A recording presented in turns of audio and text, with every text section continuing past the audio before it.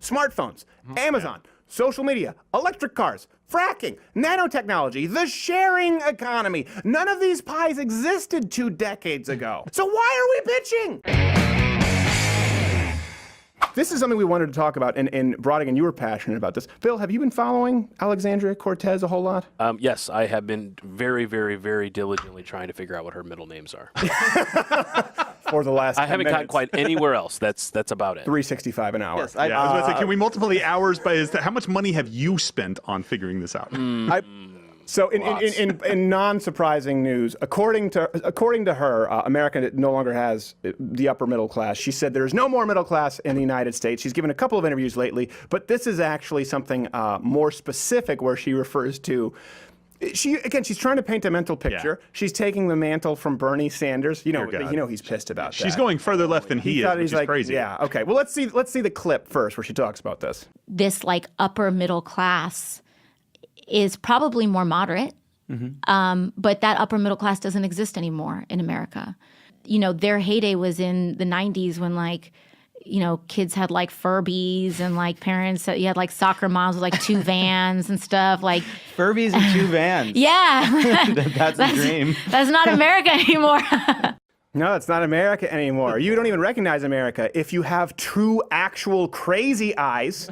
Yeah, look, this is... That's awesome. You know who's most upset about this is Bernie Sanders, because she's still more attractive than Bernie Sanders. It's true. She's like, socialism is an aging son of a bitch! I mean, can you imagine being him staking out that far left position saying there's no way anybody's going to top this? And boom. And he has to concede the territory. I'm a cisgender prick. The mantle is yours. He started it. But it's true though. This is how the left sees the world. Cortez. So when America right now actually looks like this.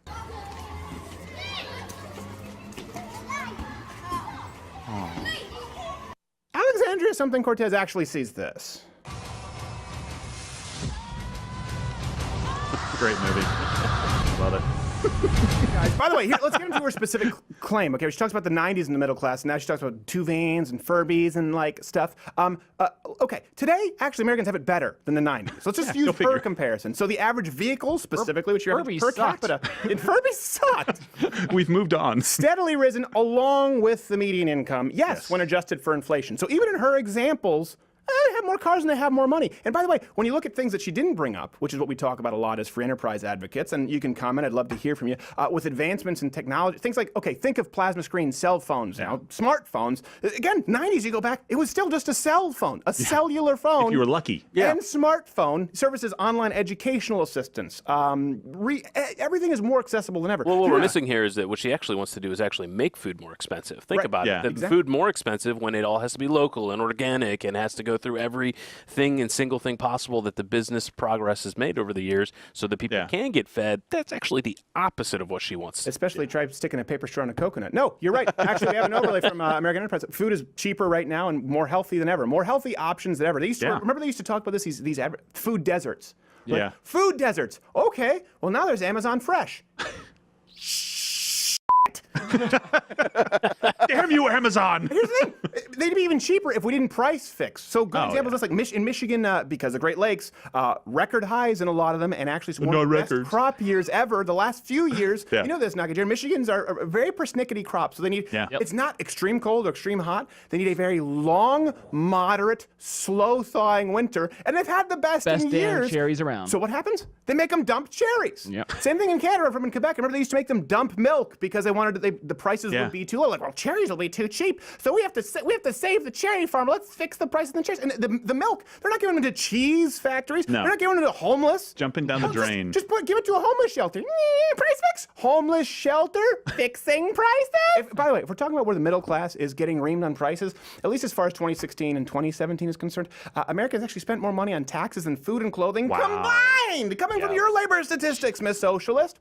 A little bit more. So if we want to talk about Americans having more money, again, like you said, take a closer look at the government. Also, by the way, Cortez, something Cortez, sees Furbies like this. I kind of agree with her there. She goes on to make another claim that unemployment is only low because Americans have to work 2 jobs. Let her say it. The numbers that you just talked about is part of the problem, right? Because we look at these figures and we say, oh, unemployment is low, everything is fine, right? Well, unemployment is low because everyone has 2 jobs. All right. Everyone. Even PolitiFact, bring this up, Rodigan, rated this as pants on fire. So, I mean, that is friendly pants on fire, by the way. They searched the first page of Google and then wrote the article. Yes, exactly. The first link says no. That's what's remarkable about this, because I'm pretty sure PolitiFact is funded by Hillary Clinton donors. Pretty much. So for Alexandria, the Riz of the Jersey, and old dirty bastard Cortez to get a pants on fire.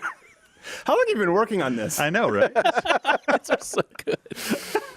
And by the way, I want to get this correct. I'm pretty sure PolitiFact is funded by Podesta's underground pizza sex ring. Right, Bill? That's absolutely we can confirm correct. it. Not allegedly. By the way, we have the numbers. It's currently actually the number of I think job holders is about 7 million compared to more than 148 million Americans who are employed in a single job. So this is important. It's not because of 2 jobs. And by the way, also a lot of people are working second jobs right now because of something else that the left opposes. Ironically, socialists oppose the sharing economy. So people who work full-time jobs who don't have to work second jobs, they drive Uber or they use their home as an Airbnb and sometimes. So it's really hard to get those numbers. Even then, it's more damning than she would hope you to believe. Again, rated pants on fire. But here's another thing that she goes on to suggest, because the other things aren't necessarily working. So she just keeps digging her hole deeper and deeper with her bug eyes. I don't think she knows how deep the hole is. She's like, where am I? New ideas, right? Like universal basic income.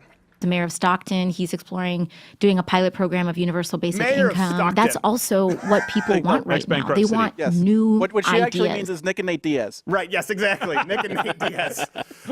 Oh, my gosh. Mayor of Stockton. She's like the mayor of Stockton, city commissioner of Toledo, Ohio. Toodly-doo. Happened in Flint. By the way, this is not a new idea. Universal basic income has been tried in places like Canada and Finland, and surprise, they're not continuing it. Yeah, it's not going on. And here's the thing: this is all based on the premise, and she repeats this a lot she repeats it ad nauseum, just like Bernie Sanders did. It's predicated on the concept that inequality is a plaguing, gigantic, evil social injustice. And it's not. We need stronger champions, but I don't think that they see exactly how rising income inequality has resulted in a very stark political reality. We've talked about this. When people say about inequalities, what's wrong with inequality?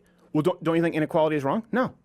Well, and their brains explode. Let me explain to you. Inequality in and of itself is not a problem if everyone is doing better. People can have greater economic equality and actually be far worse off. See Venezuela. So let me kind of give you an example. Let's say there's a $10 pie, okay? There's a $10 pie. I own 50, you own 50, right? We're equal. There you go. You have perfect equality.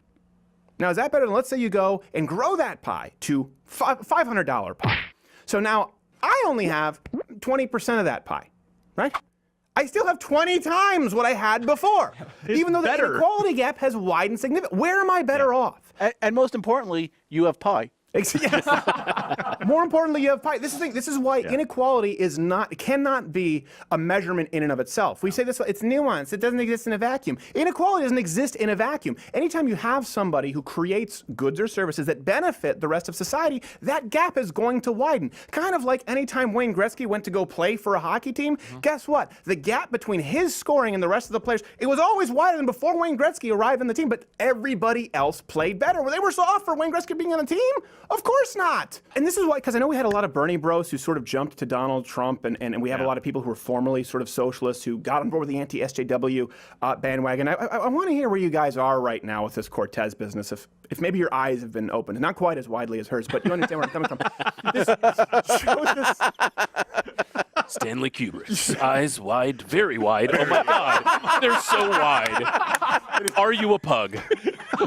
Oh, that's awesome. It's a fundamental worldview issue where people like Cortez, she always says, "Oh, I have a degree, and I have a degree." So no, she doesn't understand economics, because not only can that pie grow, as we've talked about, but as conservatives, we've talked about this, due to human ingenuity in a free enterprise system, we can bake more pies. To use her own words, it's not the 90s anymore. I can name you entirely new pies that have been created since. This is a good example. People are like, oh, you say you can create new pies. I don't know why that's a really silly argument, but that's the actual argument that she's making. She thinks it's a zero-sum game. Okay, what pies have been created, have been baked since the 90s that didn't exist? Smartphones, Amazon, social media, electric cars, fracking, nanotechnology, the sharing economy. None of these pies existed 2 decades ago. Or came from Venezuela. Or came from Venezuela. Or any socialist country for that matter. Finland. I'm pretty sure not much. No. Maybe something during those times. I have no idea. I can't verify that completely, but I'm pretty sure Finland's crappy. So why are we bitching? Oh, that's right, because Cortez sees the United States like this.